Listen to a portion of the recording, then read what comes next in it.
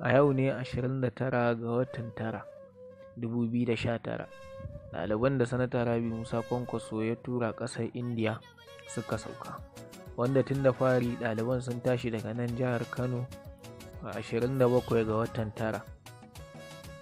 Ɗaliban sun sauka a jihar Lagos, daga nan suka sauka a ƙasar Dubai, daga ƙasar Dubai kuma jirgin nasu ya lula zuwa ƙasar Indiya, wanda cikin taimakon Allah sun sauka a wannan ƙasa ta Indiya kuma sun samu kyakkyawar tarba daga gurin wakilan Sanata Rabi Musa Kwankwaso da suke wannan ƙasa ta Indiya.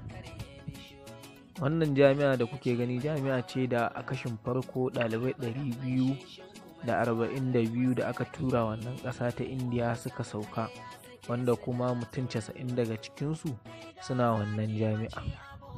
Cikin taimakon Allah waɗannan ɗalibai su ma sun sauka kuma sun samu kyakkyawar tarba. Kuma kuma ta bi wannan jami'a ita ce jami'ar da Sanata Rabi'u Musa Kwankwaso ɗansa na cikinsa wato Mubarak ya kammala, kuma a yau ga 'ya'yan talakawa su ma sun sauka domin gudanar da harkokin karatunsu. Kwankwasiyya amana. Wannan rahoto ya zo muku ne daga Kwankwasiyya TV. Dan na subscribe domin samun ƙarin wasu bidiyoyi. Mun gode 'yan amana.